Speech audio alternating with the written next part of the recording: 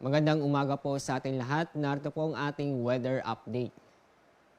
Mahinang habagat o southwest monsoon ang nakakaapekto sa kanlurang bahagi ng Northern Luzon at Central Luzon. Inyong mapapansin ang mga malawakang kaulapan po sa may bandang Sulusi ay hindi po natin inaasahan na magbubong low pressure area. Itong mga kaulapan nito ay hindi magtatagal at inaasahan po nating malulusaw pagdating ng tanghali o sa hapon. Sa ating magiging lagay na panahon sa susunod na 24 oras, halos maghapon ay magiging maulap ang kalangitan sa Batanes at Babuyan Islands. Inaasahan din natin ang mga kalat-kalat na pag-ulan at thunderstorm doon.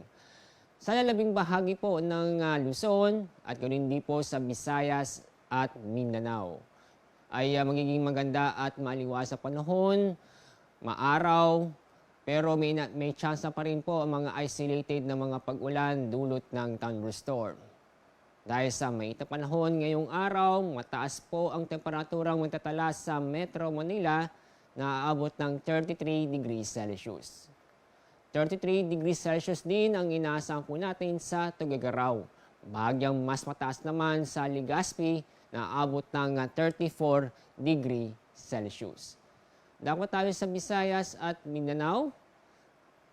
Mataas po ang temperatura magtatala po sa Zamboanga o mas mataas po ang temperatura magtatala sa Zamboanga na aabot po ng 35 degrees Celsius. Sa Iloilo, aabot po ng 34 degrees Celsius. Sa Cebu po at Tacloban, inaasahan po natin na temperatura magtatala na aabot ng 33 degrees Celsius. Sa ating weather outlook, itong mahinang habagat ay patuloy pa rin makakaapekto sa kalurang bahagi ng Northern Luzon at Central Luzon. Pero pagdating po ng araw ng linggo, itong mahinang habagat ay maapektuhan ang kabuuang Luzon. Kaya sa Baguio City po ay sa susunod 2 araw, maganda po ang panahon inaasahan po natin, maliban lang po sa isolated na pag-ulan. Pero pagdating po ng araw ng linggo, halos maghapon po maulap ang kalangitan at may tsansa ng mga kalat-kalat na pag-ulan.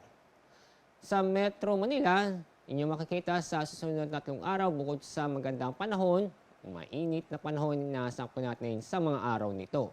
Kaya mataas pa rin ang temperaturang matatala na abot ng 33 hanggang 34 o 32 hanggang 34 degrees Celsius. Ang araw po sa sikat mamaya pong 5:44 ng umaga, mamaya pong hapon ang araw lubog sa ganap na 6:04 ng hapon. Yan pong ating weather update mula sa Pag-asa. Ako po si Alzar D. Aurelio.